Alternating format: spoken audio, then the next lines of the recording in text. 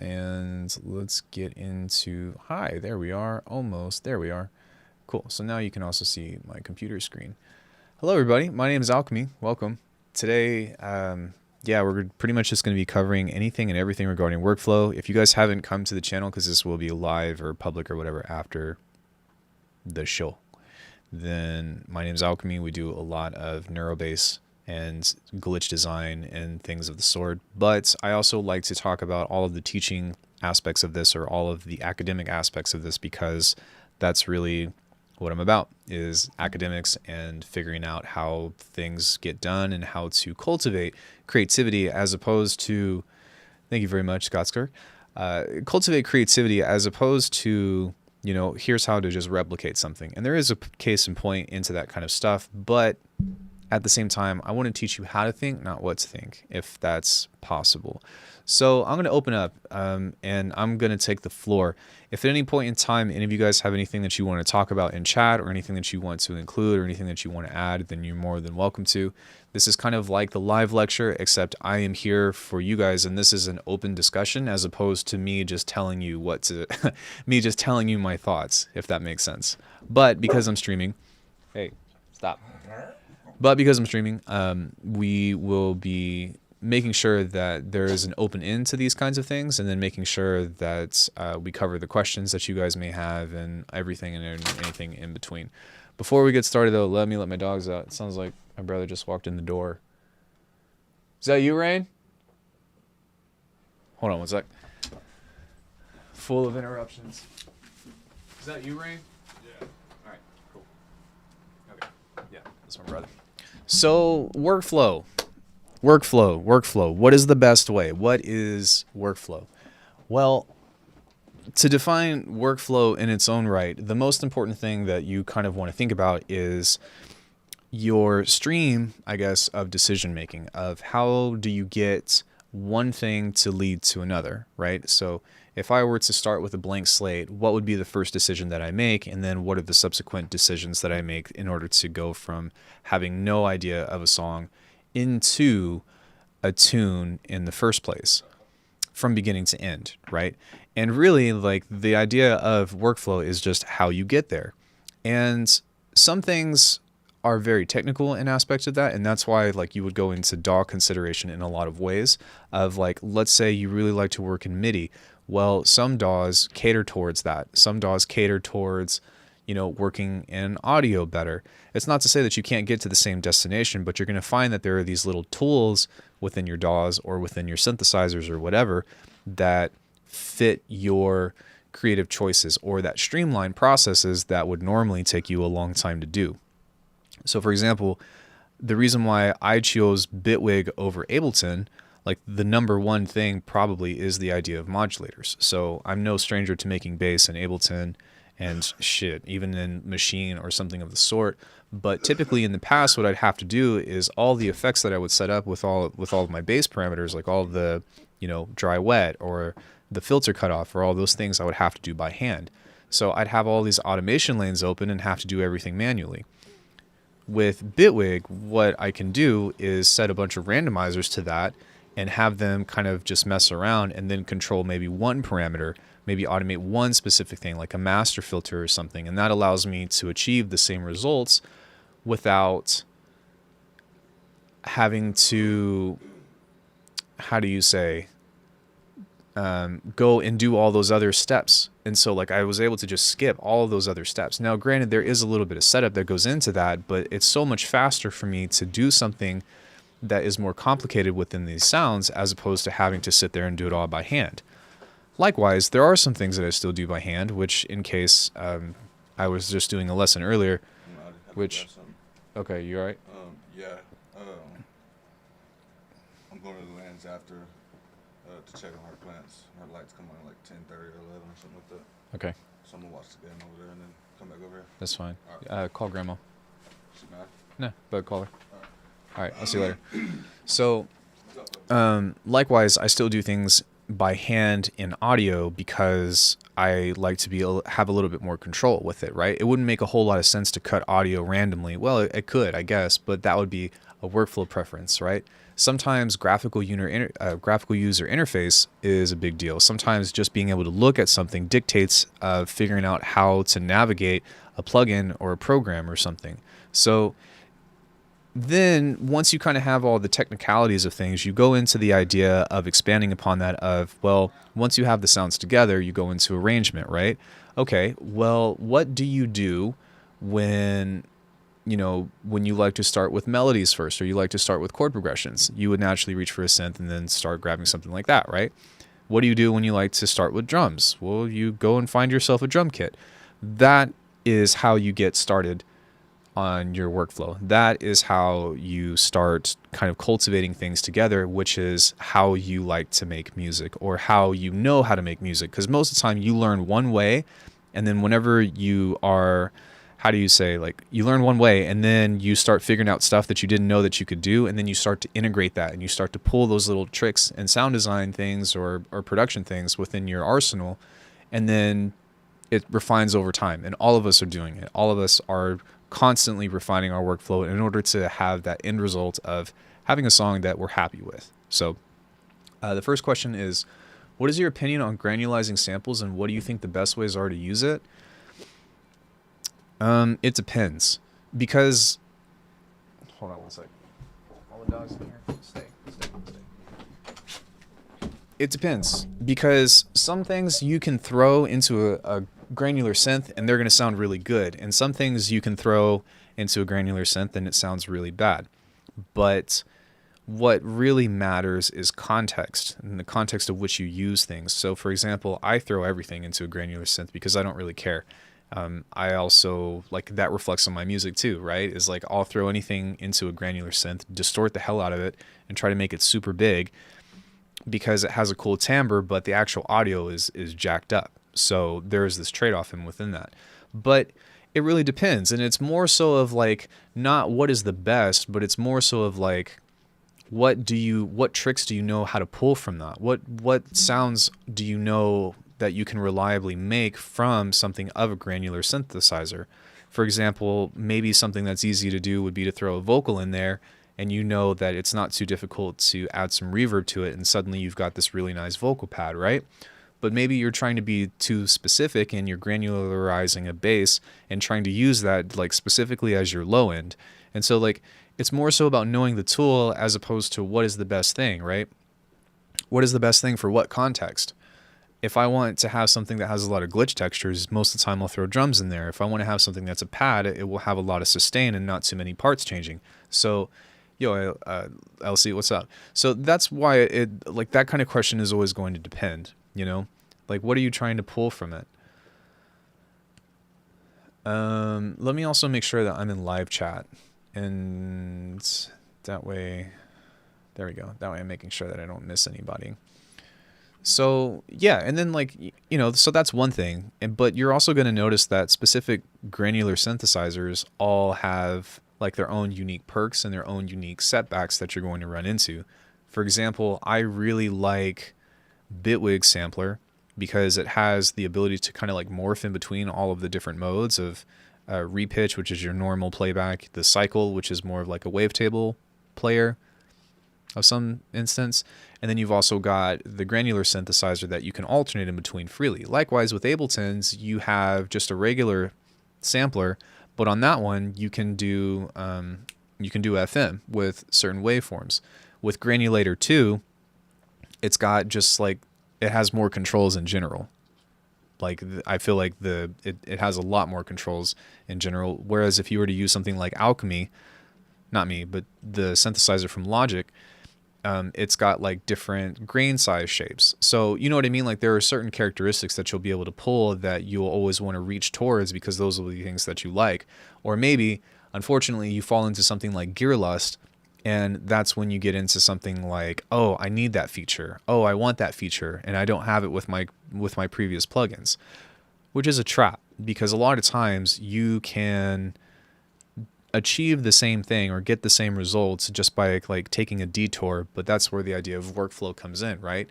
I can take 5 steps to get to here, or I can spend the money on this plugin and take 1 step to get into whatever it is that I'm trying to do, so that way I can open up doors for new problems to solve. That's why plugins are a trap, because as you figure out how to solve problems, you start thinking too far ahead and thinking about how you can make everything efficient, to the point where like you start thinking that like music is supposed to be made for you as opposed to you doing music, right? So there is a trap to that. There is also an artistry to the workflow aspect, right? There's also like an art to putting effort into something. And really, I think that it's important to figure out what you want to put effort into. So for those things in particular, it's, you know, like for me, like what I like to do is micro edit. So the faster that I can get into like having all the content, or having like a sizable amount of content that I can do, the more fun that I have going straight into arrangement and trying to put things together. And I really like getting into the idea of like, if I'm doing like IDM or something, where I have this state of flow state, right? Of I start to hear sounds in a different context, to where I know how to sound design that on the spot.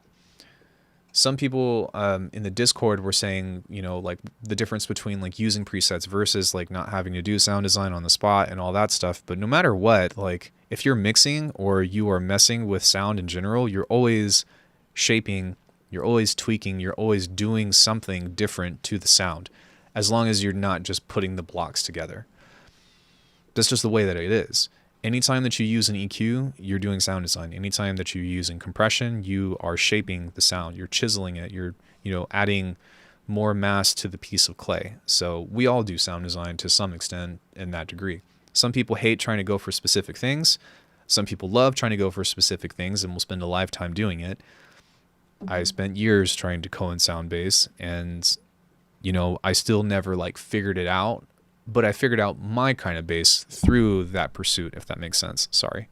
So yeah, I'm curious, like what are some other like kind of workflow things that you guys, for one, if you have any questions, then feel free to kind of hop in and let me know what's going on. But the other thing too is like, let me know what kind of things you guys might do, or like maybe some cool tricks that you do for your workflow.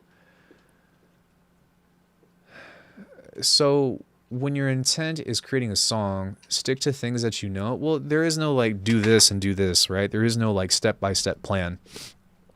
Even if there was, the actual specific content that goes into that is still going to be open-ended, right? Even if you say, okay, here's a step-by-step plan. You're going to make the drums, you're going to make the bass, you're going to make the melodies or whatever it is that you put in your tune, and then you're going to make this section, this section, this section, this section. Okay, well, on paper, like those are steps, but the content, the quality of how you achieve or how you execute those steps still is where there's stuff left to be determined in that way.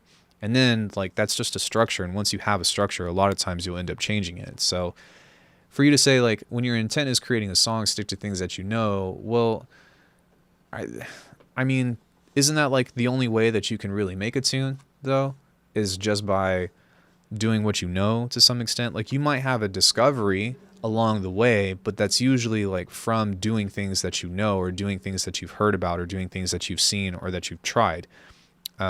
Experimentation usually takes some degree of knowledge. Does that make sense? Like you usually have to, when you're doing like a purposeful experimentation, like even if you don't know, like even if you're trying to experiment with new sounds or whatever, like even if you have no idea what this does, like you still have to have some kind of like perception or some kind of thing to make that choice.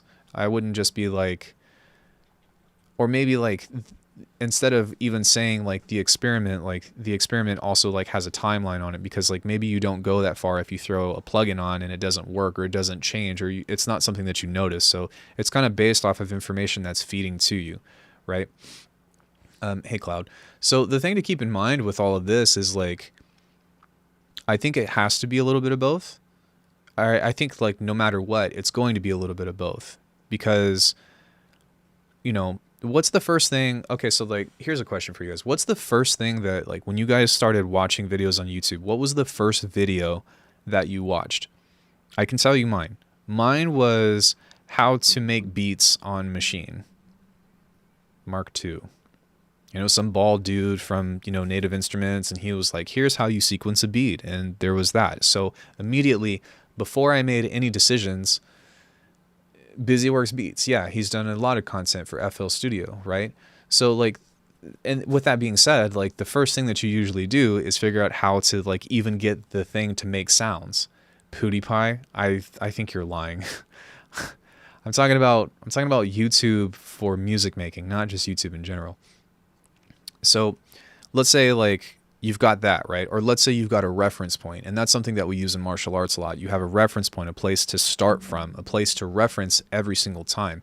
Your reference, I came up on a Dave Pensato and Graham with the Recording Revolution. Yeah, so you know what I mean? So maybe the first thing that you researched was like the idea of recording, or figuring out how to, you know what I mean, properly record something to where it sounds decent. But through these pieces of knowledge that we gain and that we start to piece together, it usually comes into having some kind of reference, right? Oh, I'm gonna follow along this tutorial. The tutorial is the reference, and I'm gonna try to, do what this person is doing. And that's like not bad, and that's a really good thing for beginners.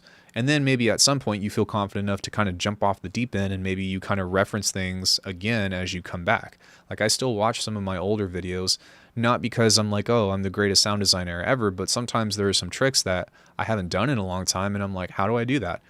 Oh, that's how it was done. And then I can kind of come back to that, My YouTube channel is also for me as much as it is for you guys, because, I mean, I have extensively created a huge archive or a huge library of tutorials and production and all that stuff that is just, you know what I mean? It's just a lab. That's why I call it that. So that's usually my reference now, is I reference myself on those things. But once you kind of have cultivated enough of that, well, really what that does is you take that knowledge and you get a little bit further. It's almost like beating your high score in a game, because the first thing that you do is you make a beat. Okay, well, whenever you have a beat, it's like, great. That's what this is right now. It's just a little beat with a couple of textures and stuff. It's kind of something to have over in the background. But then you start thinking, okay, well, what's next? What do I do next? And a lot of times when you get lost, there's two things that happen. There's three things that happen. You either give up, which we've all done. You start researching, or you start experimenting. And that kind of circumvents back into the same thing. But there will be a time that you've experimented enough, that you've researched enough, that you will write a piece of music, or you will write a song, or whatever you want to describe that chunk of time in, from beginning to end without looking up something else. And that's a beautiful thing, but that all goes into your knowledge pool, if that makes sense. I feel like once I get the ball rolling, we're good, but I really struggle to get the initial push beyond a beat. Well, and that's kind of why part of the discussion is, also getting out of the 8-bar loop of death, which I've covered in other videos before, but, that is a typical thing that happens. So you start looking at like what kind of strategies can you use to implement that. And it's also really good and really smart or healthy or whatever to have discussions like we are today about those kinds of things, which is why we're doing this. But also being like, well, what do other people do? How do other people get out of beat block? And if you guys have something that you want to tell me regarding that idea, then feel free to, to kind of incorporate that. But usually like the golden thing that has worked for me is the idea of duplicate and then variate. So that's exactly what I did right here. You guys should be able to see it on the smaller screen, but I started with just this 2-bar loop like this, and then I changed it into 4. And then once I did that, I added a little bit of like extra choir or whatever, then duplicated that, added a little bit more, duplicated that, added a little bit more, and then eventually you've got, what is this, 16 bars of stuff. So then once you have that, like once you have a main section, well then that's when you go into the idea of like, well, what do I do next, right? From that point, rule 1, to record everything. That's not a bad way to think. Once you have that, then you just take those elements and you start thinking about how you can use that to transition into the next part that you're wanting to write, whether it be an intro or a bridge or a separate main section or an outro or whatever, right? Like there's only so many sounds that you're going to have in a song. And 9 times out of 10, most of those sounds repeat, right? So if you were to think about that as a beginning, or sorry, as an intro, main section 2, bridge, all that other stuff, like in a typical arrangement, like once you have all the sounds that you have in a track, it's just a matter of arranging that in such a way that makes sense to the aesthetic of the tune. Lots of routing, modulation, automation, anything possible, and record automation freestyle for maybe 200 bars, and then comp micro edit later, creating happy accidents. Yeah, so like you have a process, and then you leave room or open room for discovery, right? And then probably process those edits with insert plugins, doing the processing, modulating, automate, freestyling again, ending up with tons of stuff stemming from the same source. Just my way of getting randomization going on. Yep, like the hardware modular system folks do it. Same principle. Yeah, and I think that like with today's age, and honestly, like more than anything, the 2 biggest factors or contributors to like why this music or how this music has become so popular, actually there's 3. For 4. Mr. Bill has been doing stuff like this for a long time, and other artists have too. Don't get me wrong, like Richard Devine, I'm just going to say Richard Devine. People like him have been doing crazy stuff. Rob Kluth has been doing crazy stuff for a really long time. But the reason why Mr. Bill and Frequent come to mind is because those are the 2 pioneers that really started pushing the envelope for throwing this information on YouTube or throwing this information that's accessible to the public. Then, once all that stuff came about, and I guess Ill Gates too, because he's done some cool things, and I'm sure that there's more, but I'm just bear with me, okay? I'm not, don't quote me for gospel. But since that time, those were kind of like the catalysts with it. Then Bitwig came out, and Bitwig by nature has a very modular approach, but in the digital aspect.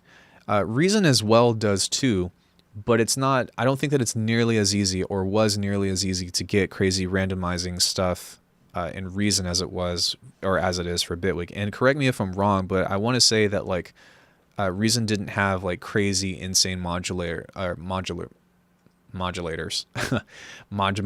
Didn't have crazy moms.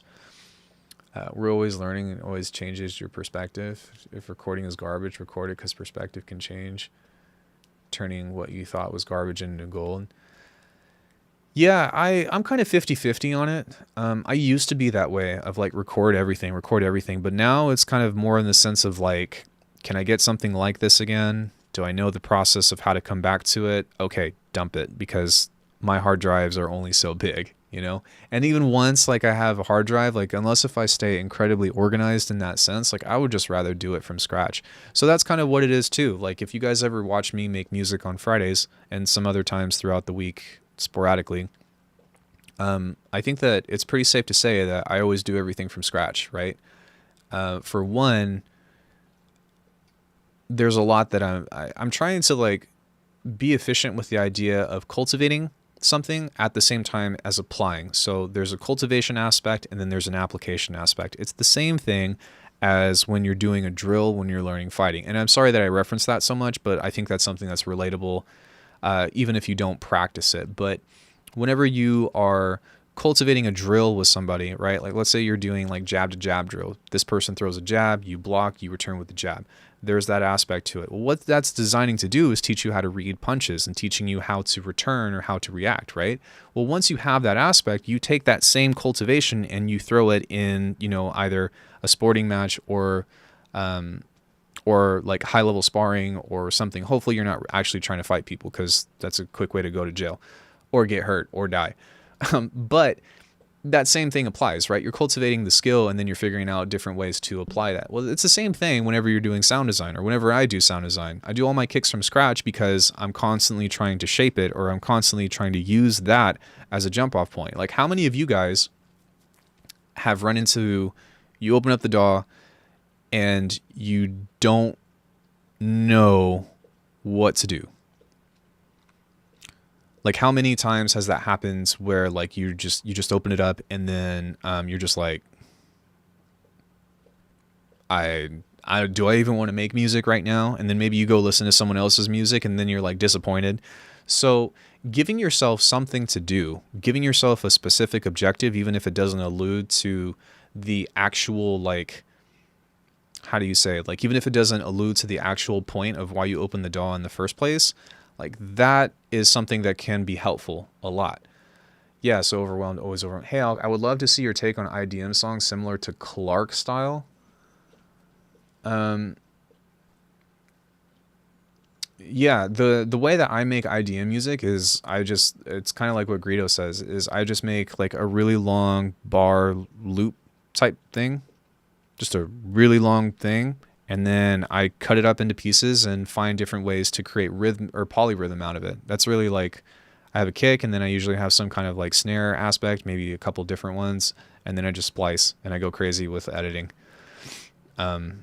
I know that's really basic, but I think yesterday's video is still up where I started an IDM tune from scratch, but that's pretty much how I do that. I always have troubles getting a concept and its mood out. As soon as I sit down to make music on any instrument or FL Studio, something completely different comes out. Well, that could just like be part of the natural process, but at the same time, like if you come in with a plan and you have that plan somewhere outside of here, sometimes that can be incredibly beneficial. Like let's say like you have a concept, right? And like maybe you don't have like the song concept in your head, but you're like, I want to make a tune that has this kind of rhythm or something like that. Those things are great to record, or those things are great to sketch out in whatever other medium or capacity you can think of. Hell, looking at a picture or watching a video or trying to remember, you know, something, again, a reference, right? Having that reference that you can easily come back to is incredibly important because it helps you remind what it is that you came in there for. That's why I like story. I like stories so much.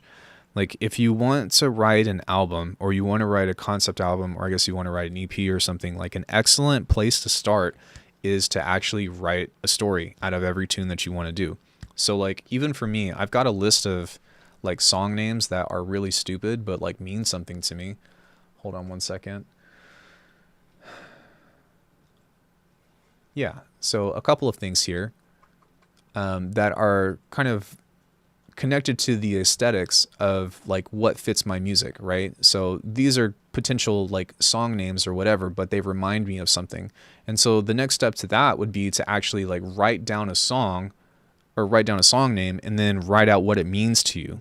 Because sometimes whenever you use the power of language, because to me that's what music ultimately is a language of truth most of the time. You can use that to relate, or you can use that to inspire emotion within what you're trying to connect to. It's really like, have you guys ever seen those dumb like movies or like maybe like a show or something where somebody actually like goes into like an acting improv class or something, and they're like, when I say the word moist, how does that make you feel? What do you think about? What do you taste? Use that for your senses, all this stuff. Well, what you can do is cultivate that within an entire suite of sounds, right? So like if you look at your basic group, your food group of sounds, you've got drums, bass, instruments, you know, pads, whatever, right? I don't need to name them all. But within that, in specificity, within that specifically, sorry, brain is jumbled, I'm talking too much. But within that idea, you can cultivate that. Well, what does moist sound like with drums? Well, to me, like whenever I think about it, I would think about something like slapping, or like, you know, like maybe thinking about if a lazy guy made a peanut butter and jelly sandwich and slapped it together and it was like,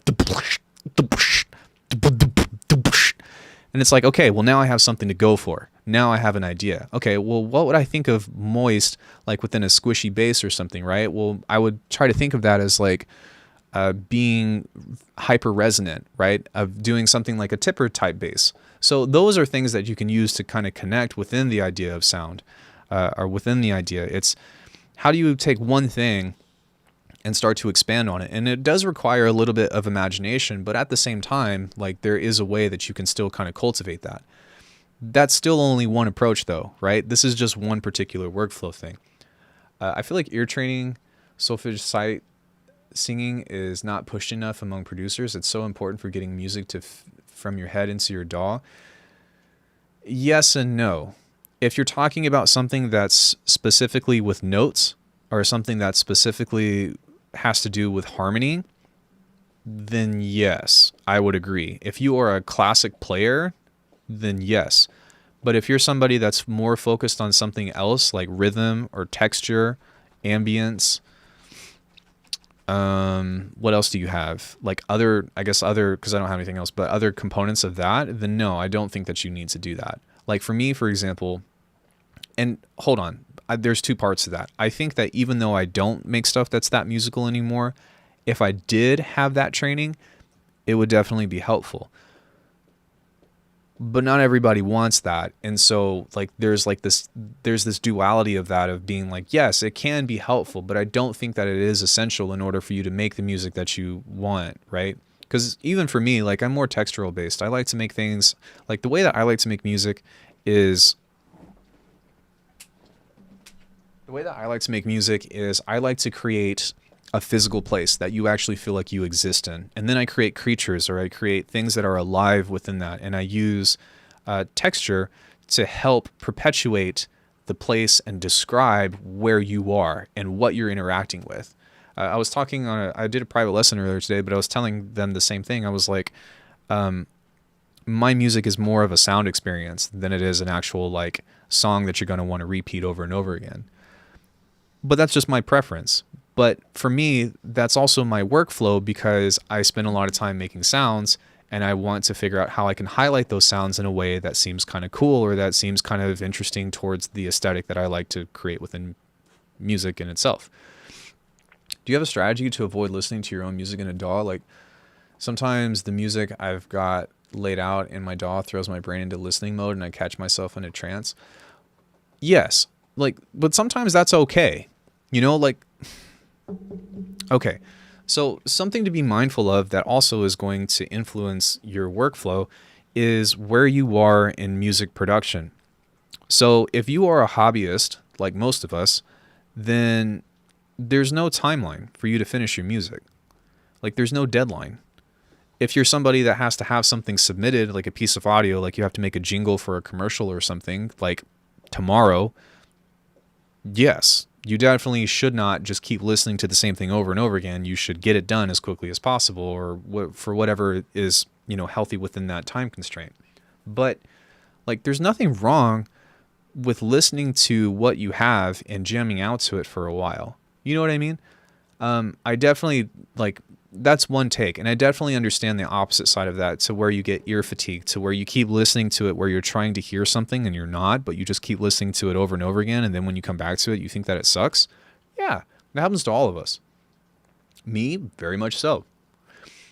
But the trick to that is to listen to yourself. That's the ultimate key, is to listen to yourself. Listen to yourself trying to feel out what it is that you want to do to your piece. Because if you just listen to it to death and you just repeat it to death over and over again, like constantly, then you're just getting bored of something, and then it loses its appeal, and then you feel compelled to change things. So listen to it as many times as you need to, or as many times as you enjoy it. But if you're not getting any ideas, that's when it's time to do something else. And that's not to say that you should stop working on the DAW, or that you should open up a new project, or that you should walk away. I'm not saying any of that. It's whatever you need to do in order to, in order to let it go for a bit. Taking a break is excellent. And taking a break not only from here, but also from any kind of stimulus that you might have, like in sensory means. But also like just completely focusing on something else. The worst thing that you could probably do is, when you're done on the DAW, is open up your internet browser. That is probably the worst thing that you could do. Instead, if you're going to take a break, get up and do something productive. You probably haven't eaten in a while if you're like us, right? There's probably 4 hours that pass and you haven't like made yourself some food. And that's always a good one. Drinking water, getting up and doing a stretch. Maybe taking a piece of what this is, of what you have, and instead of thinking about what to do with it, think about where you might want to be heard. Because not everybody makes music for the club. Not everybody makes music to dance to. For example, I can't think of a single tune that...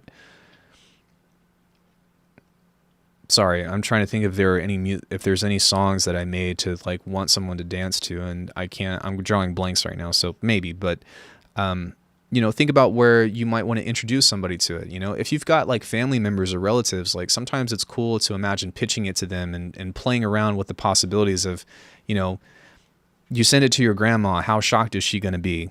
Or you send it to your significant other, and then, you think about those things. It doesn't have to be somebody else. You might not have anybody else. I get that. People are alone. Yes. Okay. That exists too. We'll just make somebody up because there's billions of people, right?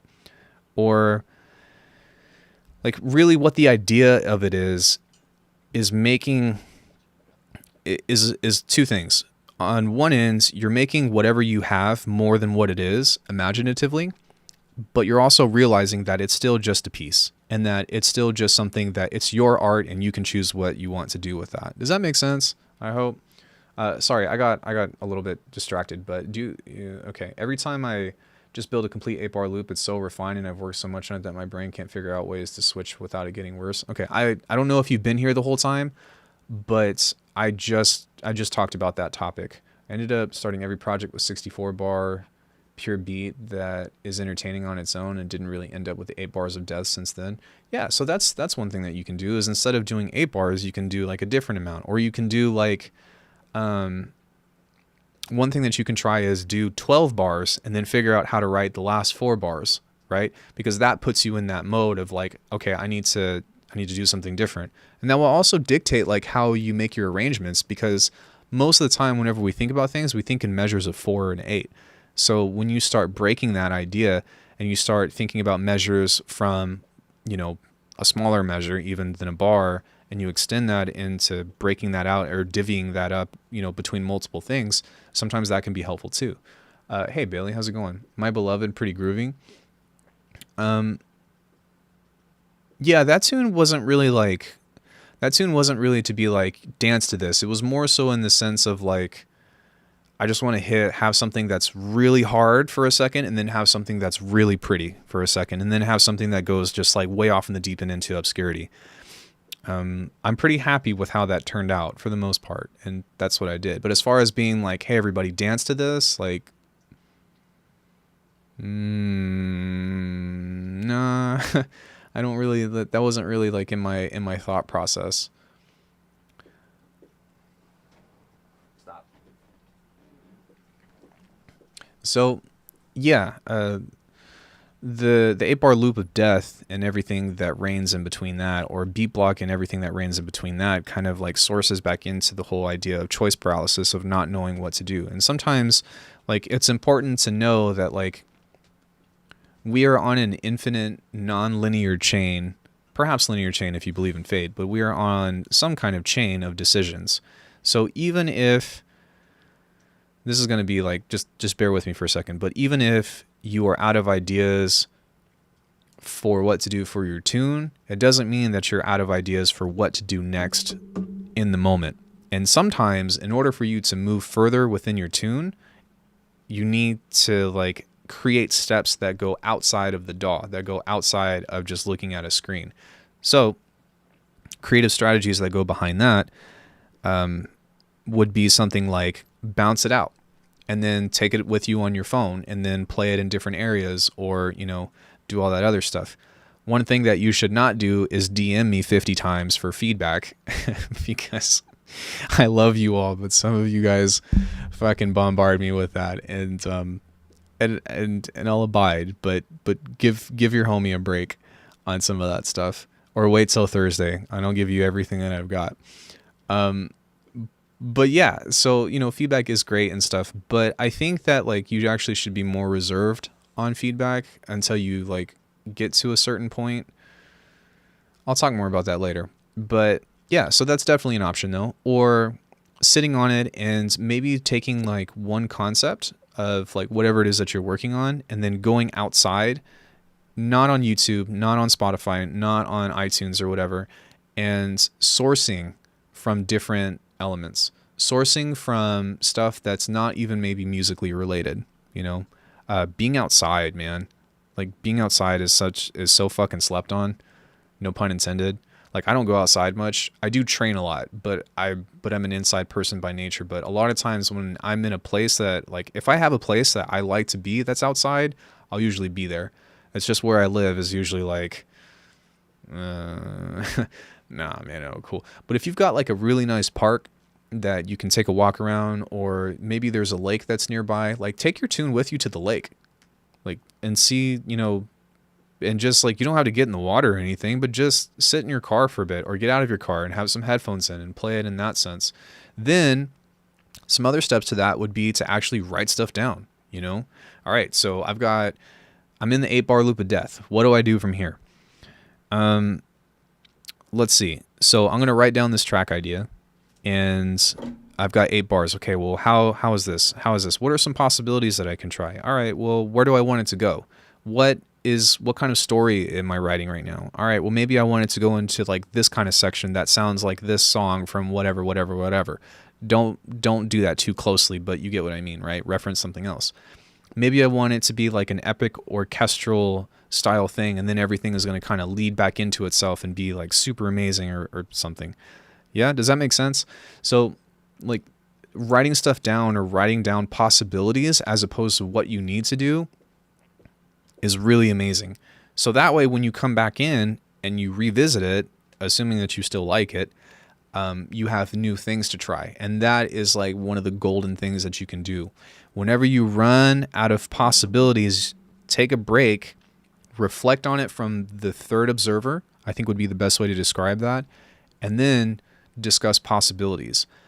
That is why, kind of full circling, that is why whenever you submit to me in feedback, why I don't do mixed feedback.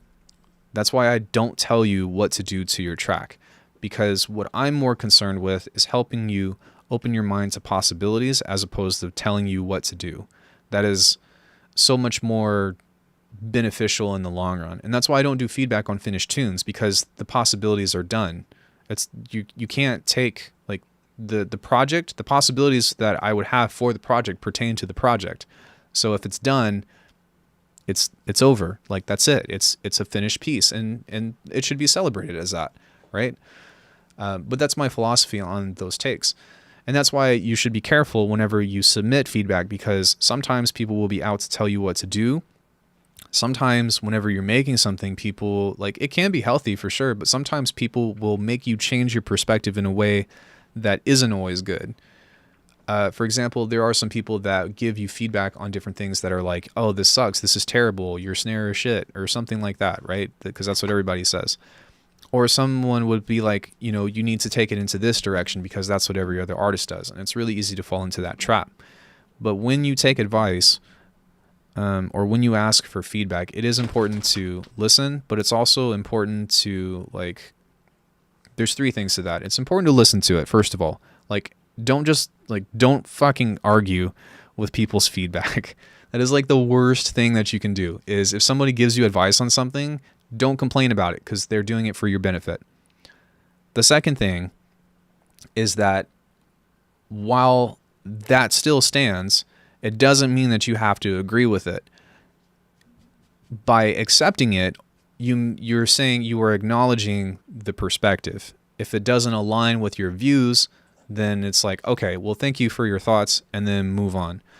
But the third thing is, before you do any of that stuff, which should be the first thing, is, like I mentioned, is make sure that you are listening to what they have to say. Because a lot of times, and this happens to me too, but a lot of times when you are giving, or you're getting advice on something, they're telling you something and you interpret it in a different way. That is, and it's hard, right? Because, like, it's really hard to describe the things that we hear, but also the things that you might have in your head versus, like, if it aligns with your expectations or hopes that, you know what I mean? Like, having the expectation for somebody to see your vision on a tune is so freaking hard. That's why collaborations are really hard, because even when someone is trying to actively work together on a project that they started from scratch,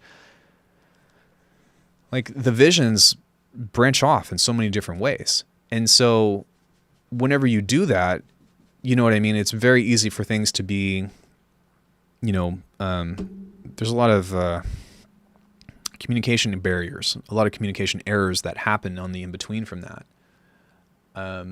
Side note, if anyone wants to exchange feedback, join Message Music Feedback Circle on Facebook and we can get something going over Zoom. That's a possibility. I do that too, writing tons of notes, someone like a movie script. Yeah, like what's supposed to happen? I've never taken notes for an idea, might give it a try. Yeah, and it doesn't have to be like long story notes. It could just be like something small of like, writing down what you think the tune needs, even if you don't know what to do. Maybe you listen to it and like you have like an idea of like, okay, do I like the drums? Do I like the bass? Maybe you have a checklist or something. That could be really easy as well. Stop. But it you know what I mean? Like I can't really tell you what to write down. It's just a matter of the act of writing something down in general. Like that's really what that comes down to. Beatboxing over mixing feedback. Sometimes there's no way to describe what to say or what I'm thinking other than being like, other than trying to replicate as quickly and efficiently as possible in a means that, has like a broken language. And that's why I like beatboxing, because beatboxing is definitely a broken language, but it's fun to do for one, but two, sometimes like you can get pretty close into telling somebody like how to, at least in the world of electronic music or singing. Like if you can sing and like you're like, hey, it would be really cool if you had this melody and you can sing that out, like that's super helpful too. But for the most part, whenever we do this kind of, shenanigan, it's mostly electronic music. So it's like, hey, it would be really cool if you had a part like this, and then you can kind of like connect the dots to some extent. Yeah, if you want to exchange feedback, you can also go on the Discord and go to critique and request, I think is what we called it now. I was going to name it Roast Before You Post, but apparently Underbelly already had that, and I didn't want to bite off of him. There's certain things that I don't mind biting off of, but I don't know. It's his is definitely cooler. Only ashamed I didn't come up with it first. So yeah, that's something that, those are some strategies that you can do to try to, I guess, like tackle that. And something else that you can try. Gotta go. Night, everybody. See you, Michael. Something that you can also try is creating different sections for your song in different projects. I tend to get ideas and expand on them way faster than I can execute them. Without notes, I'd probably lose half the ideas. Yeah, for me, like there's this degree, most of the time, 9 times out of 10, there's this spontaneity degree to where like I'm trying to like get something going, and I'm just trying to rely on feel to let one decision lead to the other. And I think a lot of other people do that. And I think that's why we run into like, how do you say, it's on the Discord, Phil, but that's why we say like, or I think that's why most of us get into the beat block, is because we're trying to feel something. And then we lose that connection. And then we're like, oh, well, now I don't know what to do. Yeah, Discord, dude. It's in the description. But if you have some other kinds of strategies, which, anytime that you have a plan can fail. And so there's not like a 100%, foolproof way to finish music or to get to the next part. And sometimes what worked for you back then won't work for you again. Yeah, sure, dude. Like that's just part of it. So it's important to kind of use that in the moment, but also, continue to cultivate these things of build something to where it works. And if it stops working, do something else. You build a structure. Once you understand the structure, then you can break the structure. That's what it really comes down to. But the idea of workflow in general are the major building blocks that you have. I was streaming a few days ago, and I was actually starting a tune by writing a bass line first, even without the drums. because I didn't really have any idea about what I wanted to do.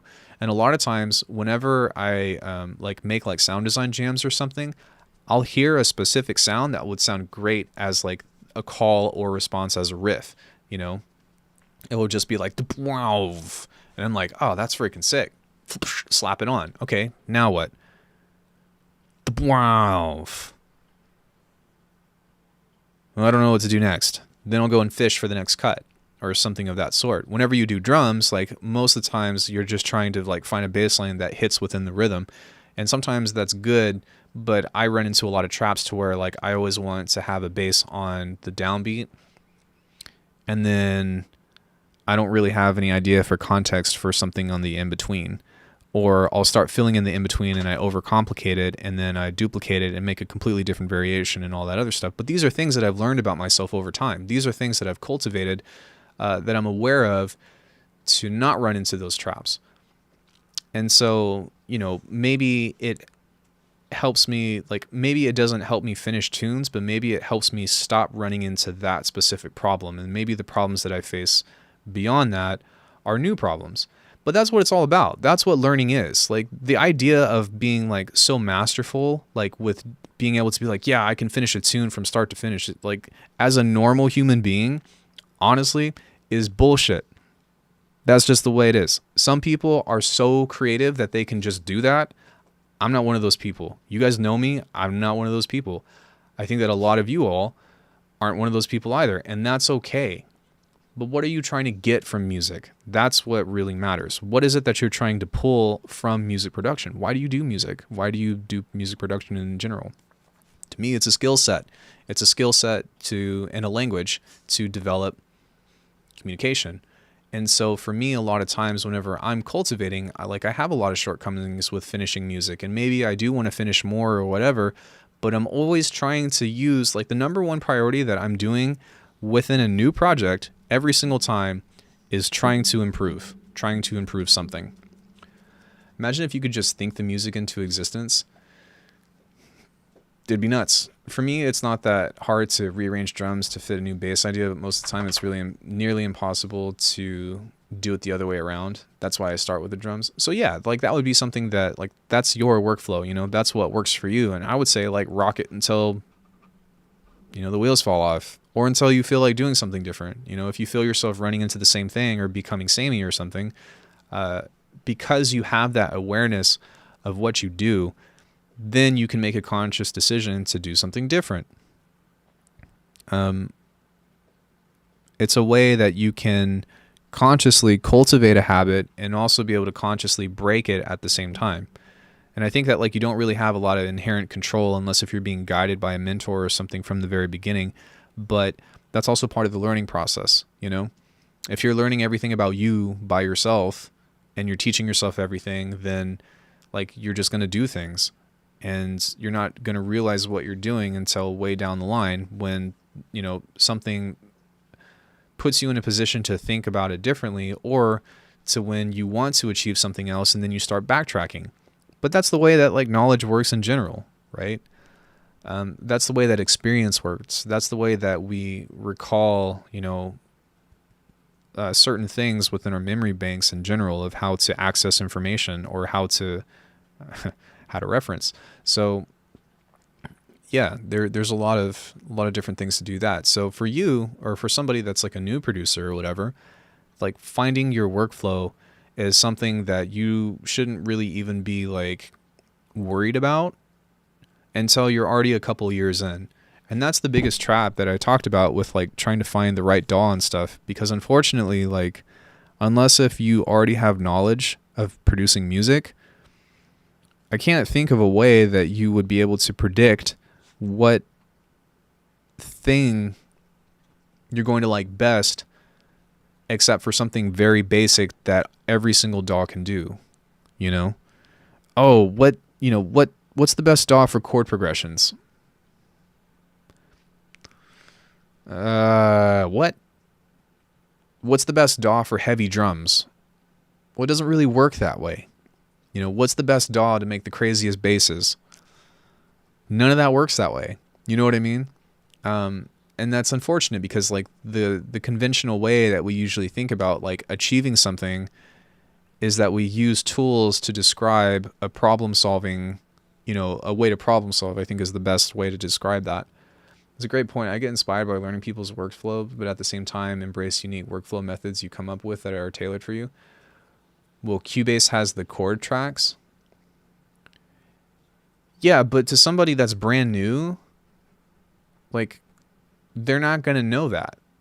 Or maybe, and it's not just like, okay, like that might be one specific tool, but there's so much more to music than that, right? Like maybe they want to use the chord tracks or whatever, but they have no idea how to use it, and it's really confusing. I started with Cubase. Cubase is confusing as heck.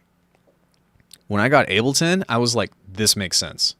Everything makes sense. What do I want to do? Oh, it's right here. Great. Oh, my effects are right here. Oh, cool. Oh, I could do automation. Wow. I was like signing the check. I don't know. But it made so much sense. That's why I moved on to Bitwig, because whenever I tried Bitwig out, I had an Ableton mentality. I was like, how do I do everything that I want to do in Ableton in Bitwig? And you know what? 90% of it was transparent.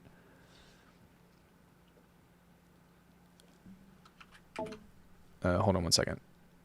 Oh yeah, I also started with Cubase. I feel, yeah, it was really confusing. Like I could not figure out how, like everything was really confusing about it. And so like I ditched Cubase, and like that's not to say that Cubase is bad, but it wasn't for me. I couldn't understand what it was that I was wanting to do. But I started with Machine, and I learned that program because it was a very basic program. And it's come a long way, but it's still super basic compared to other DAWs and stuff. Phil, that's for you. But yeah, so to me, it was like a natural evolution, and I started to see what I could do or what I could take from Ableton with me over to this new thing. And then I saw a path to how I could take it further. And that was ultimately like why I decided to switch. Because the direction that Ableton is going is like, it's very more of the same. And that's okay. Like that's totally fine, but it's very more of the same, or it doesn't really need much else. Then when I got introduced to Bitwig, it was like, oh, well, we really want to cater to people that like to experiment, that want to explore, that are into unconventional ways to make music. And that is kind of ultimately like what was the defining factor for me. That doesn't mean that it's for you. And I'm not saying that that Bitwig is for everybody by any means. And there are still some certain things that Ableton can do better. But again, it comes down to how do you like to make music?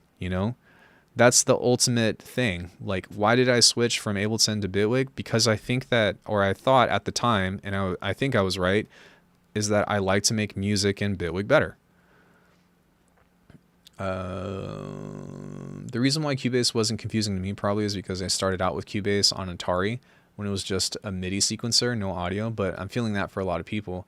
Yeah, like if you grow up with it, and like you keep up with the updates, like definitely. Yeah, I could totally see how that could be like natural to you because you already know the program. You know the program, and then you just add the new stuff in, right? The same thing for when I covered Bitwig 3.0 was like, okay, I've already got all the videos up on Bitwig. Now here's the new stuff. And then as future iterations come out of this, like whenever Bitwig 5 or 6 or whatever comes out, it's not going to be something that I don't know. It's going to be everything I knew plus the new features, So when you start at such a level of that matter, yeah, that makes total sense. Yeah, I think when you're starting out with music, there are so many problems that need a really personal solution for everybody. Exactly. But the problem is that when you're first starting out with music, you're not even aware of the problem. Like you don't even know what your problems are. You don't know that you're going to run into this issue. Like nobody knows what phase cancellation is back then. You don't know shit. You don't know that like in order to get a specific sound or, you're not going to know how to pan things in the way that you would want to, or like you want to destroy audio or doing glitching sounds. Like you're just going to hear a bunch of hot terms that are thrown around. Comping. Right? Oh God. But it's true, Oh, it's got, killer features. Make any sound that you want. Like that's all marketing shit. And like, it's not that it's not true, but the way that it's sold is like given to you in such a way that you don't even know if you want that because you don't know what it is. And that's not to knock on, Bitwig and Ableton's most recent update, but as those two are so comparable to each other, that's been arguably like the one of the biggest features that they've been trying to sell to newcomers. But that's kind of it.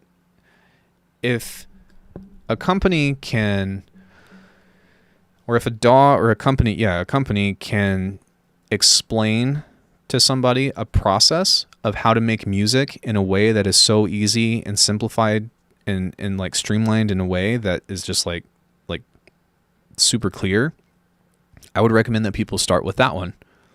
If you can watch a 10-minute video, most producers want the cheat codes. Yeah, for sure. Even for me, like honestly, in most cases, like Bitwig feels like hella like cheat codes. But I'm using those cheat codes in order to like play on like expert mode, right? Or very hard mode or whatever. Like that's the way that I see it. Whereas Spotify also made a pseudo DAW recently. Oh, that's crazy. I might take a look at that. But yeah, sorry, like I was talking about, like if you're a brand new producer and you watch a video, like let's say it's Ableton, Cubase, Logic, whatever, and within that 10 minutes, you feel like you have what it takes in order to achieve what they just showed you, and you're like, oh, well, I know how to throw a beat together. I know where to find my drums. I know where to, I know how to pull up like a MIDI track, and I also know how to get my MIDI track to read from... Oh yeah, that was another problem. I also know how to get my MIDI track or my DAW to read my MIDI controller input. That was another thing that drove me crazy about Cubase, is like you had to go through all the freaking MIDI channels just in order to get your fucking keyboard to work, where, every other DAW that I've had is plug it in, does it work? Yes. Great. Except for the Stencil Morph. But that's a different story, because that's beyond just a MIDI controller, right? It's an MPE controller that has its own software and blah, blah, blah, whatever. But everything else that's plug and play, I would expect to work. If it says plug and play, I would expect it to work within the program that's supposed to be able to read MIDI. Whereas like with Cubase back in the day, it was like you have to set the MIDI channel to the correct thing, but then you have to have like different MIDI channels, but then like you have to like switch your MIDI control. Oh my God, it was PTSD. I always imagine a certain point in history where people would say a sustain pedal, that's cheating, bro. Just keep your finger on the note. Yeah. There probably was a time, right? There was a time when all that happened. But, I think the only real cheating within music is stealing music, like stealing music, like one-to-one verbatim, or like only changing one thing. That's cheating. But like the only other thing that I could think about is of being cheating is if like you go and you purchase some kind of artificial intelligence 20 years down the line, and then you're just like, okay, robot, make music. Then that's like, whatever.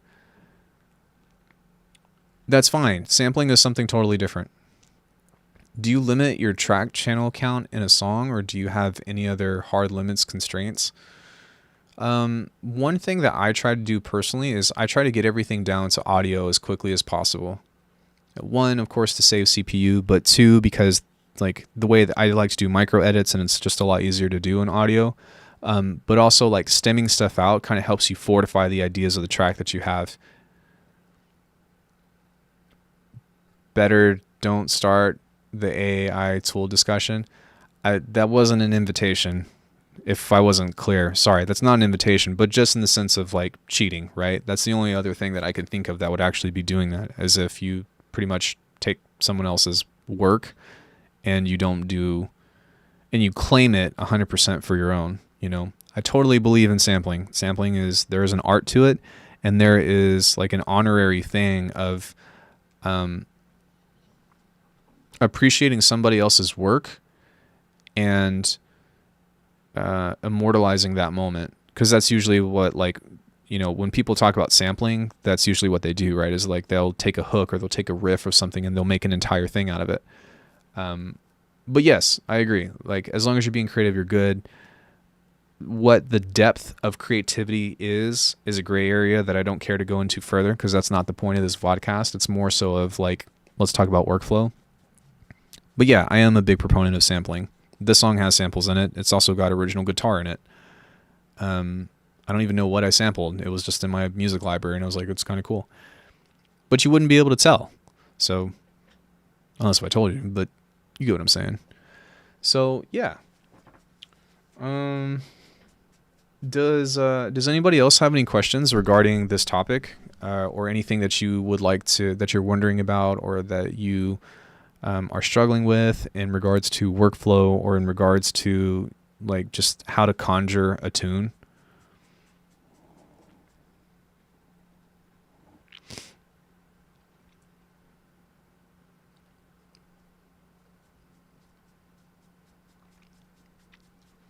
Do you mix your tracks down to stems and then work with the stems themselves? Sometimes. Hey, Jim. So, yeah, most of the time. A lot of times I'll make like a sound design jam, and then that to me is a stem, and I'll cut from the stem. And then if I'm trying to come up with a new section, I don't do it for mixing purposes. I do it for creative purposes. But what I'll do is I'll take what I just made, and then I'll stem that into something, and then I'll cut that up for the next part. So it's more of like a creative thing as opposed to doing all that. But I really do like the idea of stemming. It's something that I feel like I can do for my workflow of like, if I'm done with that particular project, or like, let's say like I've done this, right? Like, it's a really good habit sometimes to stem this out, not change it, and start a new project with those stems, or bring those stems into the side of the project and just start working from there and treat it as if it's its own thing. That's a really healthy thing to do. And I think that's something that a lot of big producers do, but I'm not the best at it. And that's something that I'm still trying to learn how to be better at, if that makes sense. I always think I have to make everything myself, and the samples can't be too good or else it's not my work. I mean, like, who am I to tell you what to think or what to feel, right? But I used to feel that way too. And then I eased up a little bit. But for the most part, I still do everything from scratch. But that's because I enjoy that process. I enjoy knowing that most, like 95% of my tracks are made from scratch by me. You know, if someone's like, oh, where'd you get that sample from? Oh, where'd you get that sound from? It's like, I made that. So, look, there's a really good feeling about that. But sometimes what you have, like your skill set, isn't good enough for what you need, or you don't feel like it's good enough, or you know what I mean? You can't answer it within yourself, and you stumble upon, a sample that fits perfectly well. Use it. Yeah, totally use it. Would you say it's good advice for a novice to not care that much about sound design and stuff at the beginning, but just build some tracks with loops presets to get an overview of the process? Yes, 100%. Let me read your other comments and I'll touch on that. Often recommend that to people because it's my own problem. Starting was getting lost in the details. Yeah. The thing that I opened up this conversation with was that if you are mixing or adding filters or adding any kind of effects to whatever, even if it's already a loop or something, you're already doing sound design. So sound design is something that you will cultivate if you make music and if you use effects.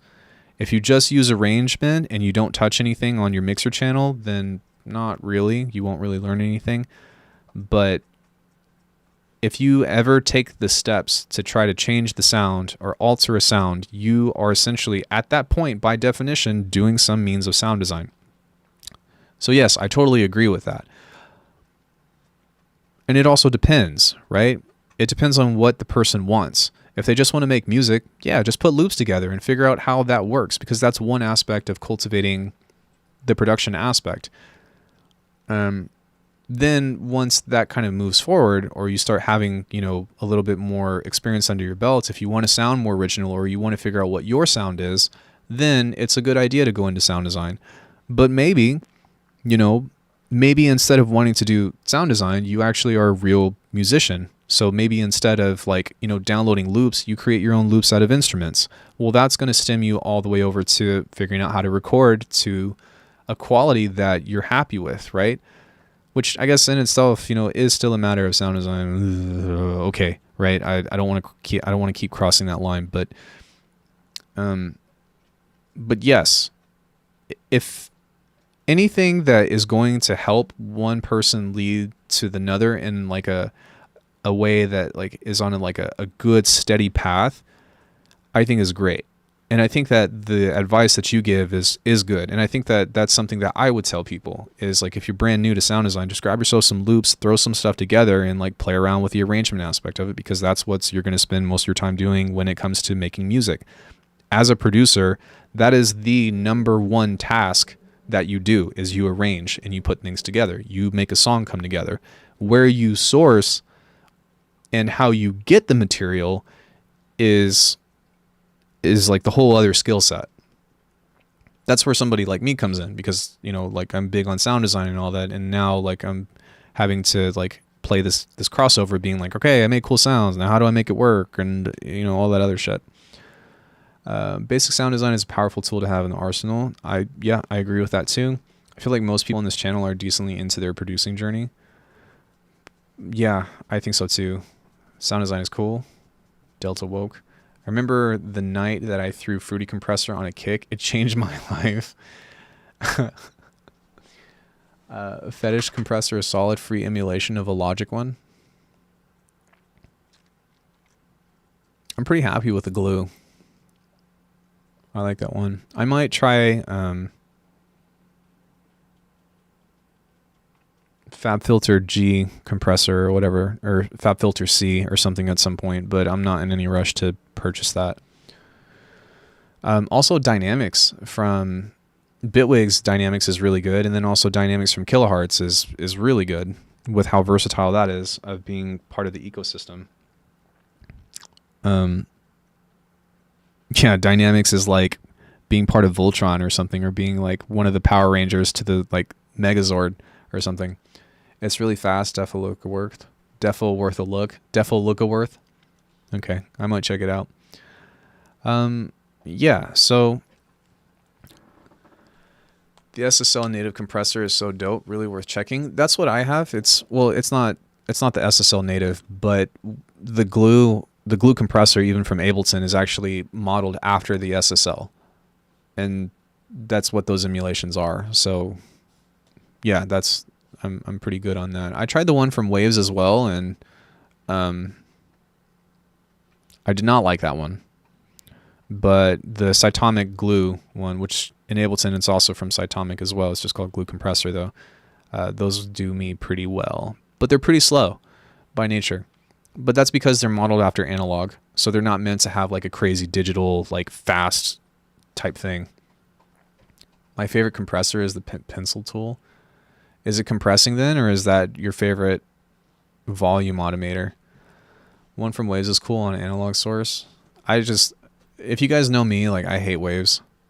Has a sale of 30 euros for all plugins. That sounds sus.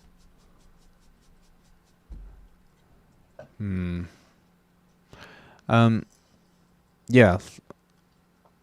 Sale ended. Yeah, a 30-minute sale. Only the loyalist of fans that are first on the mailing list. What was I going to say? Hi. Hello, Deaf Dog. Sorry, I lost my train of thought. Volume automation is a form of manual compression, right? I don't think so. I don't think so, because the process of volume and what it's doing to the entire signal is not the same. At the end of the day, yes, I disagree.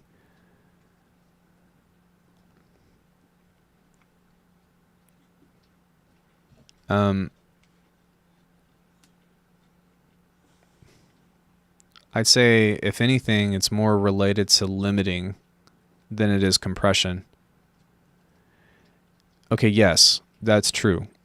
So compression ultimately does control volume, but it's the way that it controls volume that makes it different. And a lot of times too, compression colors the sound as well, because like you can add harmonics through that. You could draw automation to be the same compression envelope.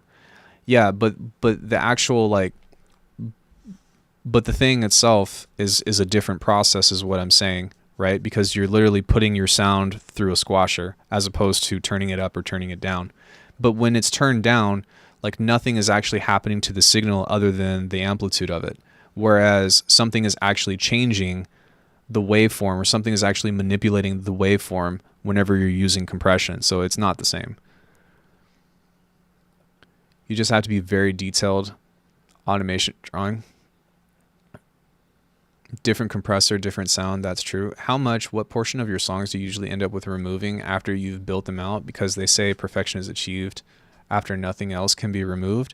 Well, you should never aim for your song to be perfect in the first place, because that's just kind of like, but yes, the coloring character element is a factor. That's a fact. Yeah. Hold on, Phil. Hold that thought for a sec. So yeah, like an actual compressor is actually like a process that is beyond volume. Like ultimately it does dictate the volume, but it's manipulating the waveform in a way that's not just volume. Whereas the waveform is untouched in volume, unless if it's reached at something that has like some kind of like, how do I say this? If you turn volume up past the point of like 0 dB, then you start to introduce that kind of clipping, but that's different. But normal, like on a regular threshold scale, like if you just do that, then it's not actually manipulating the waveform. It's just extending it or making it shorter. Whereas a compressor is actually like trying to reduce the crest factor, or the peaks versus the RMS, from both the top and the bottom of the signal. So, but it's also not cutting it, it's squashing it. And that's why it's different than clipping, because clipping, instead of trying to compress it together, it just cuts it. So like they're very similar, yes, but the processes themselves are different. Okay, sorry, to the question. Regarding songs, the way that I used to make music was I would make a bunch of main sections. So I'd make main section 1, 2, 3, X, Y, Z, and then I would write bridges to each part. But there have been many times to where like maybe I'm writing like a musical part or something and I'm like, I don't like this, and then I'll just scrap it. But for the most part, that doesn't happen very often. But that also goes back to the original point as well, is like you shouldn't really be trying to perfect or like make a perfect song. You should be trying to tell the story, and then you can tell the story better. But it's art, dude. Like if it was perfect, it wouldn't be art, right? My point/joke is more that instead of grabbing a compressor in any given situation, I often draw curves with an envelope processing to the audio manually. Okay, yeah, but what you're trying to do, just draw in the waveform directly, but that's usually just achieving something specific. You're not you're not adding or removing dynamics to the sound. You're just changing the volume. And most of the time, like when that's done, you're just doing that to leave space to sidechain something, but you're not doing real sidechaining. Like nothing is actually being sidechained. You're just turning the volume up on a pattern, or turning the volume down and up on a pattern. So it's not the same. Sorry, I know that's very detailed, but like it's really important to tell people, especially if they're brand new, that that volume automation is not exactly the same thing. You can get similar results, but it's not the same thing. Chasing perfection has been the doom of me. Well, like, what does it even mean to be perfect for you, right? Because what perfect might mean for you might not be my kind of perfect. Technically, it's good to do that into a compressor. Doing what? Like gluing or doing sidechaining? Compressors are essential for me, especially in sound design. Same. I don't do sidechain compression, but compressors in general are very useful, especially when you're trying to make heavy music.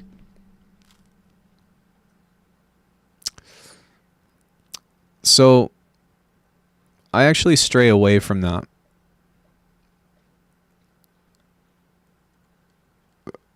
Yes, they can both sidechain, and I agree with that, but that doesn't make them the same thing, right? That's not the same audio. That's not the same digital signal process, is what I'm saying, and that's why it's important to establish the differences between the two. So yeah, absolutely. What you guys are saying is not wrong by any means, that you can achieve a lot of stuff with volume automation versus compression, but that does not make them the same thing. And there's a lot of different use cases about why you would do that. So kind of to counter Jim's point is I would actually prefer to do volume automation over compression for two reasons. One, because you get a more transparent mix. Two, because if you have makeup gain on your compressor, then whenever the input signal that's sidechaining that stops, it's actually going to make your tune, or it's going to make whatever's being compressed super freaking loud. And so if you have sidechain compression that's going on, say during a break or something, you're going to have to go back and you're going to have to fix that. So for me, as opposed to colorizing the sound and doing all that stuff, I would much rather do it just from volume automation, so that way everything is still transparent. Some people call ducking sidechaining even when they're just volume automating. What's the difference? I just explained it, Fritz.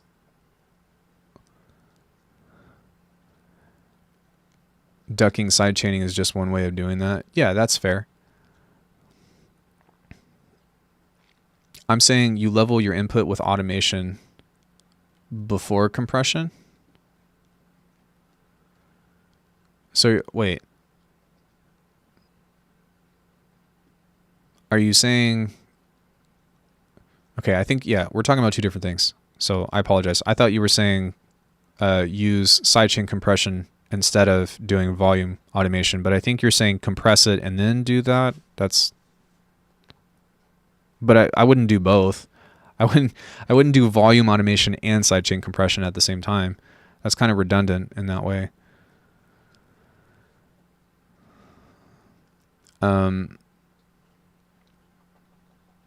Volume automation in terms of, or maybe to Jim's point. Yeah, I don't know. That's fine. I'm going to move on from that. Okay, you guys can continue to talk about that if you want, but that's not really what all is that important.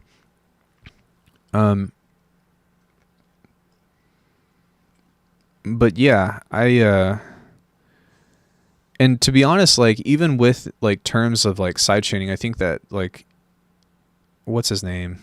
Culprit had a really cool point about that. I will often automate other things when sidechaining, such as more ducking on highs along with dynamics. Well, that gets into multiband ducking or multiband sidechaining, right? Right, the topic is workflow. Yeah, not sidechaining.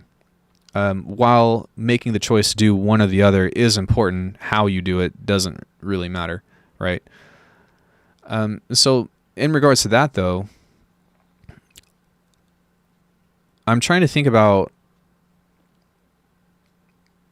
Okay, so somebody asked this. It might have been Fritz, but somebody asked the question, what does it take in order for you to finish a song?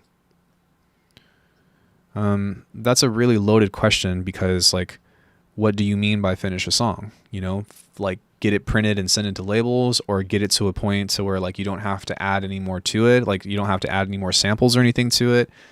Getting to a point that you're just happy with it, or what, right? And so to me, I think that at its core, it comes down to storytelling. Sorry, I'm trying to collect my thoughts and walk and chew bubblegum at the same time. So it comes down to storytelling. A song is very reminiscent of a story. A good story has a beginning, a middle, and an end, right? So let's just take it on that aspect first. So that covers the arrangement aspect of it. What do you need in order to create a beginning, a middle, and an end? What constitutes a beginning, middle, and end? Well, if you're working horizontally, right, most of the time it's usually dictated by a measure of time that signifies what part of the song that you're at. For example, you got an intro that's a minute long, and then at that point you've got your middle, which is the main section, and then it kind of branches off into other different things. Like the middle is usually really long, but then you have an outro. Whatever you want that to be is what you want that to be. But if you had all the sounds at your disposal, then the only thing that you would have to do essentially is arrange. So is it the problem of you don't know what to do next because you feel like you want more sounds and the sounds aren't good enough, or the sounds aren't good enough? Do you feel like it's empty? Do you feel like you're talking about like mix problems? And are those mix problems holding you back from writing the next part? That's where it comes into play.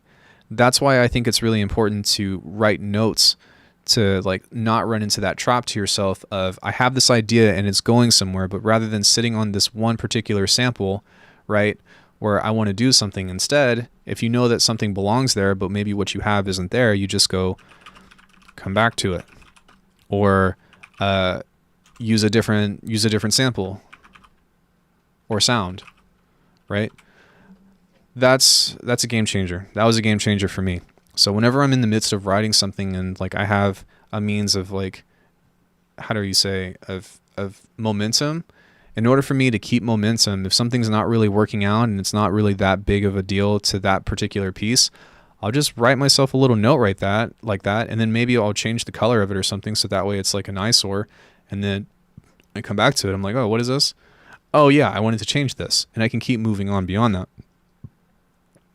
But there's no measure of time.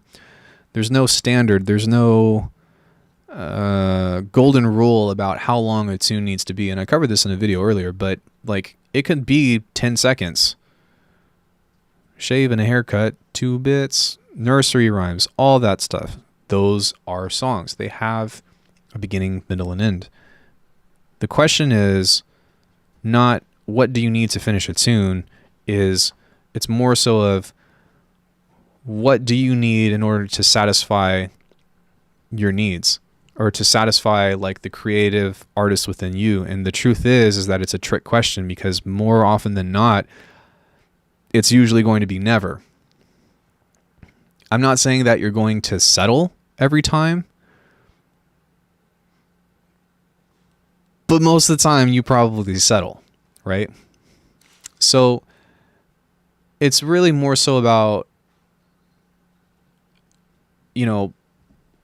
whether or not you can see the full picture. I think that's a really good place to start, because there is no right or wrong to this. But I think it comes down to the idea of whether or not, if you give this to a person, can they see the full picture of what it is that you're trying to communicate? Do you communicate the start of the sentence and the end of the sentence with a period?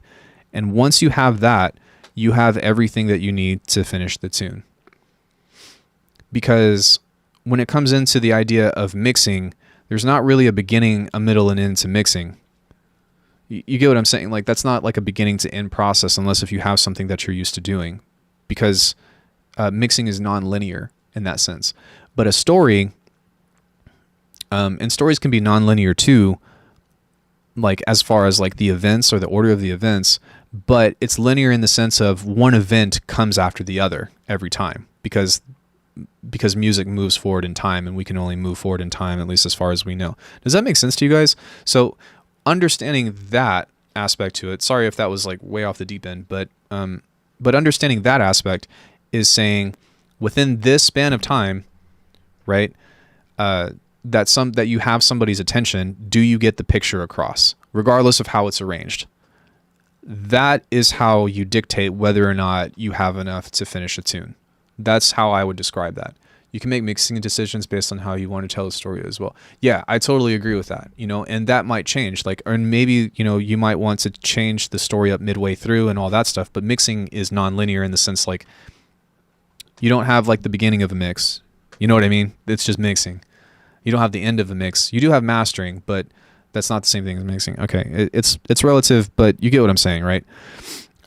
There's a decision that comes in when the mastering process comes about, but as far as like the creative idea that's being displayed, yeah, like I've already said it a bunch of times, but it's just a matter of whether or not you get the whole picture in through the allotted time of which you have content.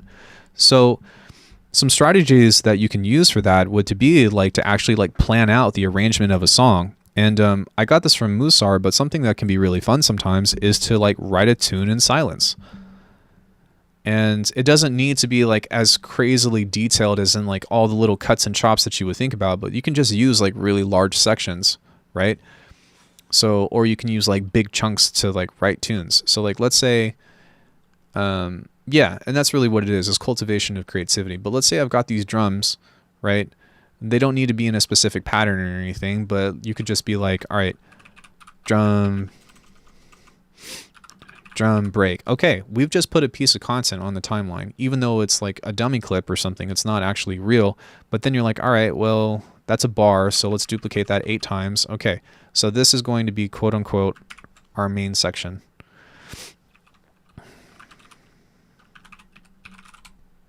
Great.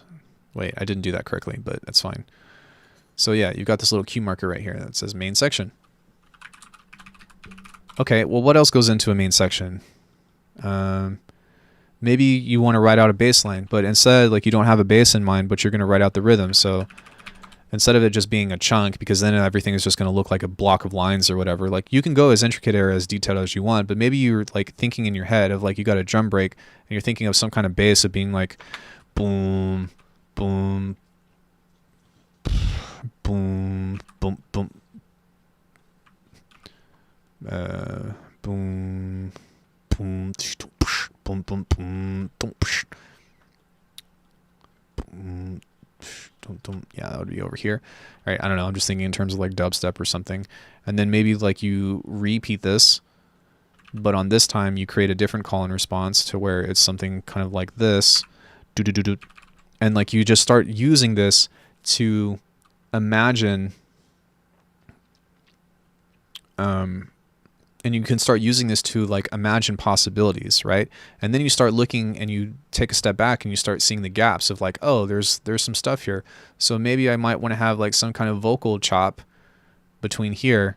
And I don't really know what that's going to be, but you can label this as like vocal chop. And suddenly in between all this, right, you are essentially laying out the blueprints of a tune. And then all you have to do is go and fit the sounds in between. And like, even though this isn't how I prefer to work by any means, it's definitely something that you can do when you are like, I don't know what to do. And it's something that you can cultivate just building hypothetical arrangements, because you're more so working and understanding in a matter of time and a matter of sequencing, as opposed to being worried about what the articulations are themselves. Does that make sense? I can't mention this without mentioning Musar. I don't think that he made it up, but he's the one that this is where I got it from. So I definitely want to give him credit for that. I'm still trying to figure out how much time I should invest in mixing / sidechaining while I'm still developing a tune. I would say like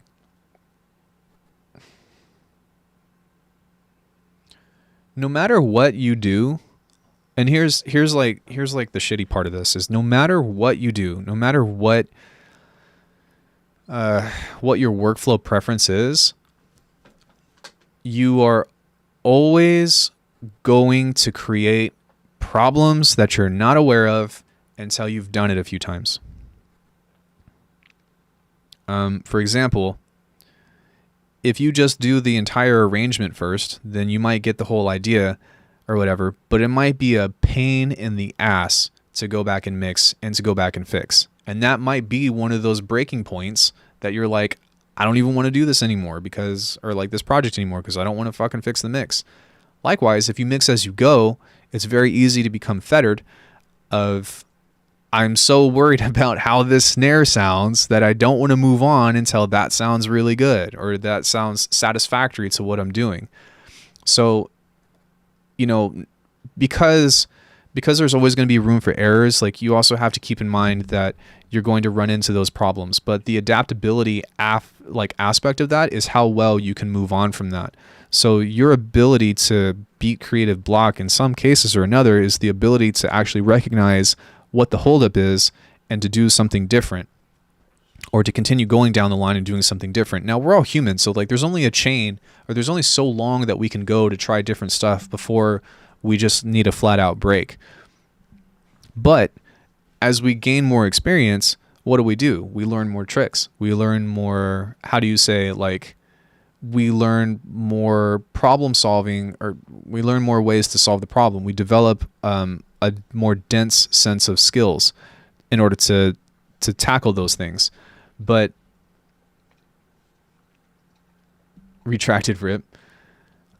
Dude, that's so relevant. Having to go back into the original product and fix after finishing is such a rabbit hole. Yeah, and sometimes you just like dwell in there forever, right? And I get that. And these are things like we're all producers. Like we have these same problems. It's not me being an ultimate producer being like, this is how to fix shit 101. It's just like I'm just relating the experiences that I've had, and being like, yeah, I remember being stuck. And I remember like being held up. And for me, I don't want to be held up on these things. I want the ideas to come. I want these things to come at it. But like the journey of self-awareness that comes into that is big, and it's always growing. And the thing about skills, because skills and art is an open end, no matter what, as you learn to solve more problems efficiently, it opens the doors for new problems to be solved. That's just the way that it works. How important is collaboration? It depends. It depends on your values. It depends on if that's something that you want. Whenever I think of collaborations, I think that it's really important, if it hasn't been said already, I think that it's really important to have a healthy mindset of going into a collaboration. If you are going to collab with somebody, I would not do it for the sake of trying to ride on someone else's artistry to get yourself bigger into the scene. And that happens a lot. And I would highly recommend against it, because it's going to come back and bite you in the ass.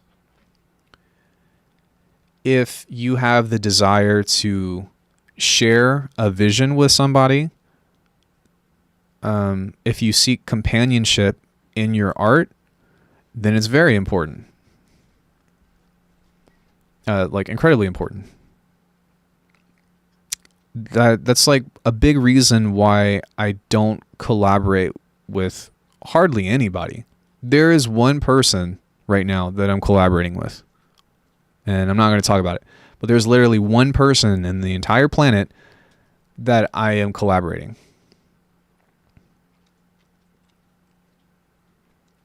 Why do you make music? When you ask this, I imagine collaborating with others and being happy. So then, yeah, like hell yeah, it's important, right?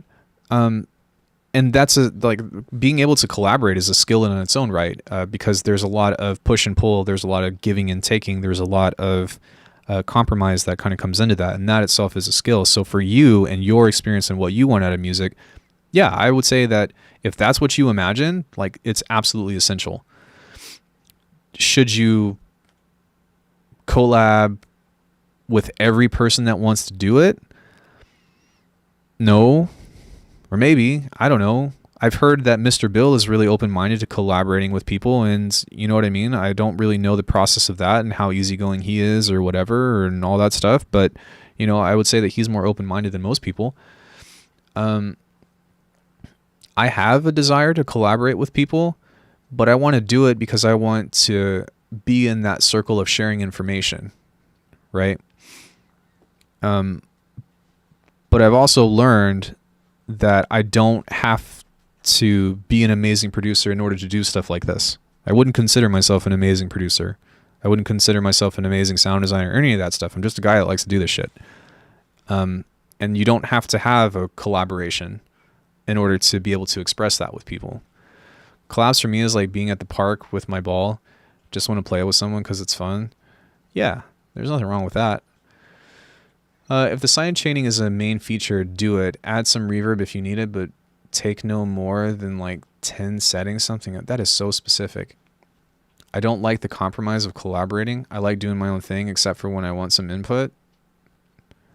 Well, I mean, like, I get that, like music is supposed to be a selfish thing for sure, but like, as long as you guys are on the same page with what it is that you want out of the project and everybody is satisfied, then you can't really go wrong. But it's important to, I think part of like why collaboration can be important is, instead of having just like a sidekick like that, I think that it's also important to really try to embrace someone else's perspective in order to embrace diversity with how you process sound, with how you think of things. You get what I mean? Like, it's really important for you to take a back seat with an idea that you have if you have a desire to grow. Because if it's just me, and then, oh, I'm not really sure about this one, then it's me. I think that, I'm not saying that you can't do it, but I think that there's a lot that you're losing. There's a lot of potential that you're missing out on with that. The person that I'm collaborating with right now, I sent them like a work in progress, and they totally transformed it into something completely different. And it's not what I had in mind, but at the same time, I was like, this is fucking awesome. And it's really cool when somebody can make something out of your, you know what I mean, out of something that you've already created in that way.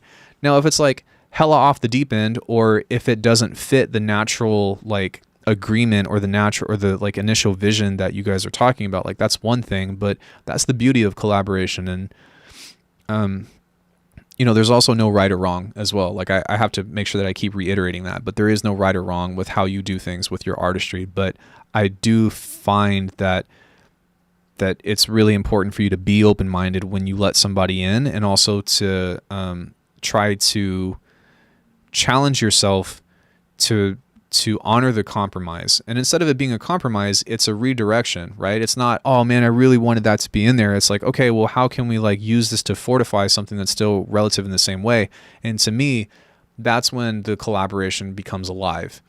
Otherwise, it's just somebody saying, it just becomes like, whose fucking idea is cooler, right? Oh, my idea is better, so we're gonna do it. Like, that's not fucking fun. I enjoy doing collab entries into the ITM. What's ITM? Discord collab competition. Oh, in the mix. So yeah, I mean, like, but that's just like my opinion, right? Maybe, the only way that you want to collab is by doing it your way or the highway. Well, it's up to you, but generally I like to do it myself. Yeah, like I said, it's up to you, but for me, it's like the only time that I would ever want to do that is if the other person isn't contributing. If the other person is just watching me, like if somebody, because that's happened before, if someone's just watching me do shit and they're just like dope, then I just make my own track. And then I'll maybe ask about some input or something, be like, what do you think of this? And that's fine. But when someone's really passionate about a project or a vision or something, it's important to let them have a voice as much as they need to be heard. And it's also important for that to be reciprocal, to, have a partner, have a collaborator that that will listen to what your visions are, or vision is, rather, because usually it's one vision at a time. It's so much like a relationship. It has to go both ways. There has to be an agreement without reservation. It can't work always. Some things you just want a certain way. Yeah, or you compromise, right? That's kind of how it goes. I like the freedom of not collaborating, but it can be interesting experience nevertheless. If it happens like lightning, then it's good. You have to work at it. Usually there's a reason why. I remember having so much fun when I was younger playing music with others. Yeah, if there's a reason why, it doesn't mean that there's not good chemistry between the two people. It could just be like, maybe somebody's not having a good day, or maybe someone's having a blank day and they're like, I don't know what to do on this. You take the wheel. And then maybe after listening to it for a few times, you get that late night phone call that's like, dude, you got to send me the stems because I got this idea. You got to hear it. I'm going to bang this out. And then you know what I mean? Like that stuff can happen, but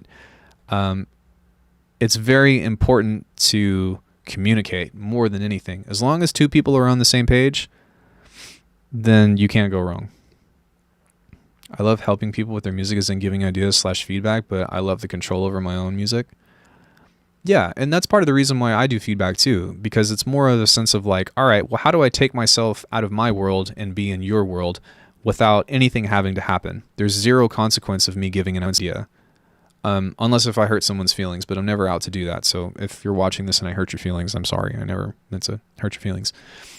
I'm pretty good about being constructive, but in any case, how do I say this? When you are giving somebody ideas over their track, then nothing happens, nothing comes to fruition unless if the person puts the work into it. So it's up to them. Here's my advice. It's up to you to do it. Here's what I think. It's just what I think. It's just an idea in general. And how well you execute that or how closely you follow is, again, 100% up to you. But the benefit of you giving somebody feedback is saying, okay, well, what would I do if this was the piece that I started with, right? And that's why it's important to do that and to give and share. And that's why I think that it's kind of ridiculous that, like, I was talking to somebody about it yesterday, but I was like, the feedback culture of today is absolutely fucking ridiculous. I'm sorry. But for the most part, like, and I'm not talking about anybody specifically here because I like what we do here, but for the most part, when you see like kids or just people in general just fucking blowing something up of being like, yo, feedback. Like what that tells me when somebody keeps asking for that is that you don't know what you're doing and that you don't know who you are and that you don't trust your own opinion. And that's okay if the transparency is there, but the problem isn't within you making the tune. It's within you going back and refortifying your skills to the point that you actually do feel confident enough, right? The second issue that I have with that is fucking validation. God damn it. Like, ugh. The validation aspect of it drives me crazy. Everybody wants to be amazing, and I get that. But there is so much more to art and to music than being accepted to an internet community that nobody really even knows who you are. Cringe. I think my comments earlier made it sound like I hate collaborating. I'm like Greedo in most regards. That's fine. And again, like, I'm not like assuming anything. I'm just responding to your comments, right? Collabing is fun, is interesting, and reason mentioned about like sharing ideas with each other and having them in new directions and exploring them. Exactly. But generally I want to keep exploring my own stuff since there's a lot I'm trying to figure out also. Yeah, that makes sense. And maybe in some cases, if you decide to collaborate with somebody, then maybe they can help show you some of those things, or maybe they can help boost some of the weaknesses that you have, right? It's just a splash in the pond. But yeah, dude, fucking validation. It's like, stop, man. Like, when the egocentrism that is revolved around music and production and just people in general, right? That is the biggest thing that I am trying to aiming to destroy in my channel. Like, if you've got an ego and you think that you're better than somebody or whatever, you are not in the right place to be. I do have a mannerism of wanting to have confidence from experience, but that doesn't make me a better person than anybody. And I think that people are just begging to know if they're on the right track with music, or if they are opening up opportunities, or this and this and this. And I get that people are hungry and that's a healthy thing, but the validation aspect that people seek is never going to be satisfying. And like, that's a very hollow thing to find or to try to ask, like when people like just submit a tune for feedback or something. It's really like, I'm sorry for criticizing people for doing that, but I don't think that it's ultimately healthy for you, because honestly, none of the fucking music matters unless if you like it, unless if it means and it represents what you're doing. If you're going to ask for feedback, do it for the sense of wanting to get better, of wanting to grow, of wanting to learn something. But if you're just looking for somebody to say your track is really cool, like, yeah, it's hard. It's hard. That's a hard one, because like, who am I to say, for one, that what you're asking for is wrong? I just think that there's like a bunch of better ways to do that, right? Like, and I get like some people like need validation and stuff, right? And some people like actually need that. Like maybe it's like their primary love language, or maybe it's just something like they've got stuff going on in their lives and all that and whatever. But like, I just find that it has become a trap with so many other people that are like, it's becoming like not necessarily an addiction, but instead of you making music and stuff, like you just create an idea and then like you're using that as a vessel to ask people to like you or to give you something or to like seem like to make you higher than how you feel. And that's what's unhealthy about it, you know? I think that like once a piece is done, like, yeah, and you know what I mean? And I think that it's good to validate people too in some cases. I think that people should get credit where it's deserved. And I would definitely much rather people like dishing out compliments than people talking shit about each other. So like, there's the other aspect of that too. But at the same time, like, it's important to learn to know yourself, because that is going to, for one, it's going to make the validation feel a lot better. But two, it's going to like, it's going to have longevity within that. You're not going to need it as much. You're not going to rely on so much. And that's ultimately the point of feedback. Unless if you're like, it's like a hot mix of submitting things where like it's just sharing information and stuff, and that's like the nature of the culture or the community, like that's totally okay too. But that's not the way that I see that being implemented. People need to find the right pond to be efficient. Yeah, absolutely. I think if you want feedback on something yourself, you should have a problem with it that you can't figure out how to fix it. There's not really a point in getting feedback on stuff you deem perfect. But like, it's also a crutch in a lot of cases, right? Like, you just give up and you're like, I don't know what to do. And then you're just like, oh, whatever. Like, that's not also helpful. Like, it's important for you to kind of take matters into your own hands and really like work at the problem, really try to identify the problem, as opposed to just being like, okay, I'm done. Feedback. And then like, it goes into this vicious cycle of like you submitting and then being one of those kids or something that disagrees with the feedback. And you're like, nah, I don't like that. And then you like, you know, we're all part of the same Discord communities. Everybody knows each other, right? Like even for big name artists that we consider, like Hudson Lee's Discord is, Cohen Sound's Discord is literally 2 clicks away. Literally 2 clicks away. We all know each other. It is literally that close. So when you go and submit something and then you submit it to every Discord, you know what I mean? It's just like, yo, what are you doing? Come on. Sure, but as you said, especially as a beginner, you often don't even know the problem. You just hear something is not right. Right, but I'm talking about like the difference between submitting something to figure out the problem or get to the bottom of the problem or to work at it versus just wanting to, you know, just wanting to post to get your music heard. I've seen people do that, LOL. Yeah, and I've done it in certain cases. Like if I make a video about kilohearts, like I'll post it in the kilohearts thing. That's a different kind of thing. But, you know, when it's just like feedback, it's like, it hurts my head.